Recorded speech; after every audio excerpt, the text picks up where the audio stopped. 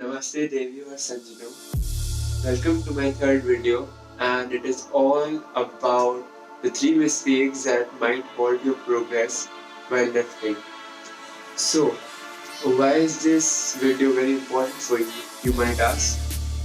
Well, it's because these three mistakes might be important for you as a beginner or even as an intermediary or as an advanced lifter also if you don't know how to tackle them. So probably if you take the tips that I tell you, you would advance much faster and it would help you a lot. So let's start the video.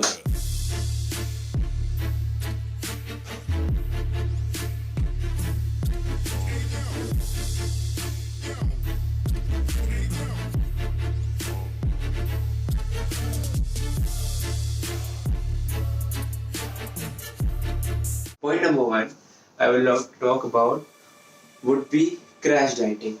Now, what is crash dieting? Crash dieting means doing a diet like a crash course.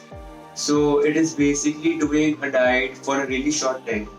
Now, why do I do not recommend it? Because obviously, dieting needs to be done for a sufficient amount of time so that the fats in your stubborn area, which are the most difficult ones to get out, truly disappear. So, why do I say that crash dieting is not good?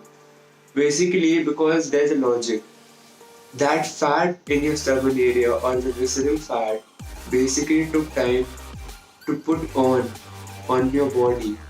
Okay, so जब हमें उससे निकालना होता है तो obviously जितना time वो लिया है चढ़ने के लिए वो उससे ज़्यादा टाइम लेगा निकलने के लिए.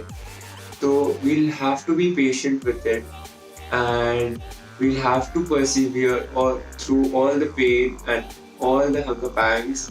So after a lot of hard work and effort, you actually see those six-pack abs if you are aiming for it, or even if you're aiming for a flat belly, you might just see your results if you keep working hard. Now, what do I recommend instead of crash dieting? Crash dieting की जगह मैं recommend करूंगा कि आप अपने calorie maintenance पे focus करें, ठीक है, और अपने कैलोरीज को मेंटेनेंस से सिर्फ 200 से 300 से 200 या 300 के रेंज से कम करिएगा. इससे क्या होगा कि you will preserve most of your muscle mass and you'll also lose weight.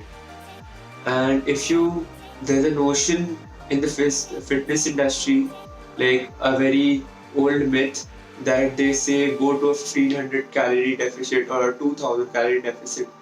You know, it might work for you in the first few weeks, but what will happen is after a few days you will see that the weight is not reducing anymore. तो उससे क्या होगा कि हमारी body already उस चीज से adapt कर चुकी है, तो हमें फिर और कट डाउन करना पड़ेगा कैलोरीज, तो वो हमारे लिए एक्चुअली बहुत डिफिकल्ट हो जाएगा.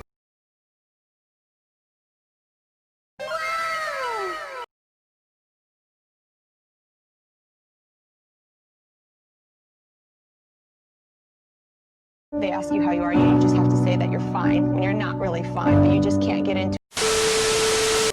तो इसीलिए आप छोटे अमाउंट से स्टार्ट करिए और धीरे धीरे करके अपने कैलोरीज और कार्डियो बढ़ाइए, कैलोरीज कम करिए. तो उससे क्या होगा, आप धीरे धीरे प्रोग्रेस करेंगे और आखिर में आप अपने गोल तक पहुंच जाएंगे. So this is my advice. Instead of following crash dieting, follow a good meal plan, focus on eating healthy and eat what is right, and also just persevere through all the pain and you will get there. Keep working hard. Now, about the point number 2. So the point number 2 I would like to talk about would be ego lifting or bad form. So what is this? Basically, in our beginning years, when we see that आसपास वाले ज़्यादा wait मार रहे हैं और हमें थोड़ा inferior feel होता है, तो उस समय हम क्या करते हैं कि お前はもう死んでいる。何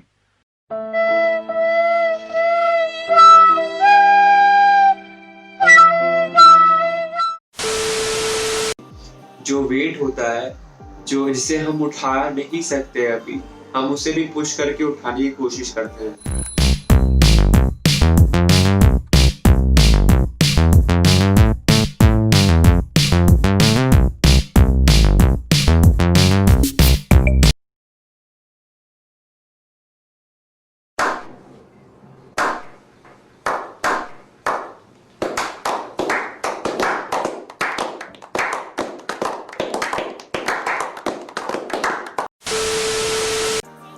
और उससे क्या होता है कि हमारा फॉर्म बहुत खराब रहता है उसमें।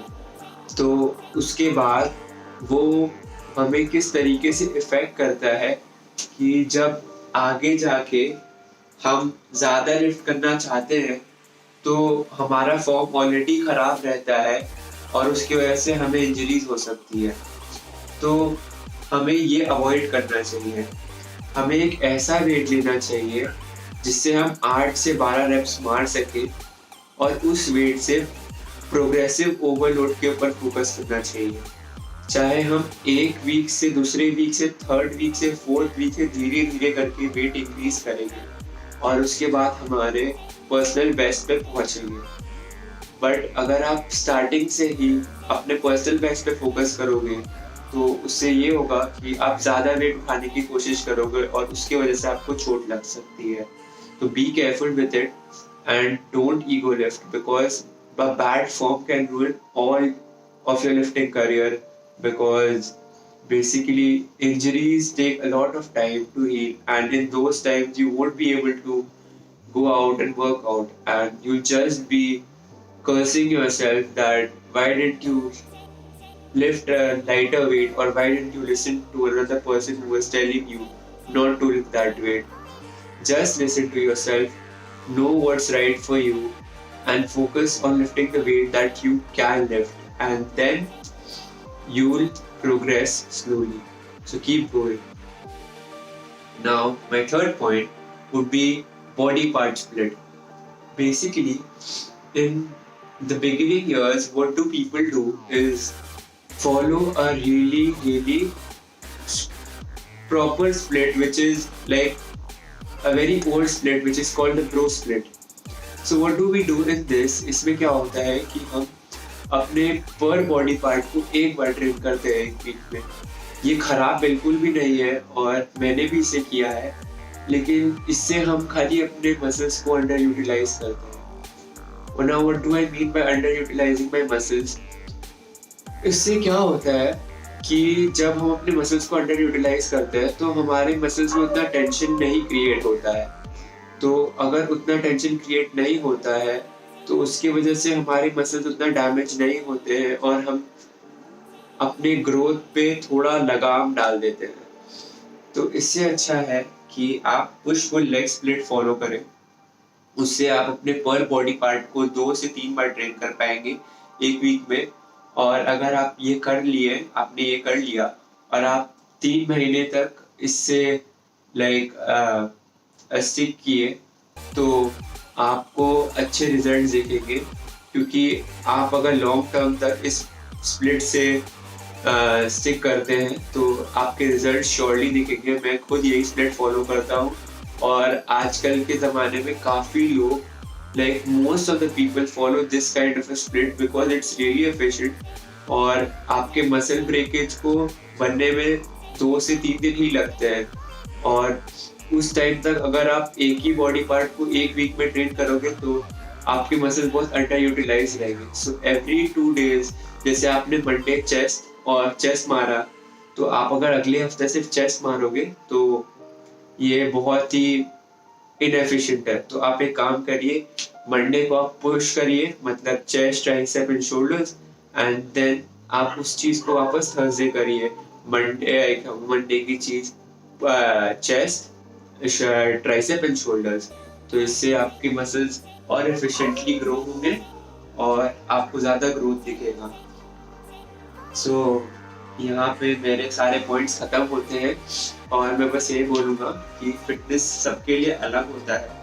तो आपके लिए क्या वर्क करता है और क्या नहीं वो आप अपनी बॉडी के ऊपर खुद ही जानिए। Take your time time is not running away. Yeah, time is running away, but just take your time and you'll get to a point where you'll understand your body the most. And when you do, then you'll know what is right and what is wrong for you. So just hold on till that time. And आपको जो भी information चाहिए आप इस channel पे आके देख सकते हैं. एंड मेरे इंस्टाग्राम हैंडल्स नीचे लिंक कर दिए गए हैं और यहाँ पर भी दिखेंगे. अगर आपको और कोई क्वेश्चंस हो तो आप मुझे डीएम कर सकते हो. And thank you for watching my video. Please like, and अगर आपको नहीं पसंद आया then dislike. And thank you once again, and we'll be signing out. Thank you.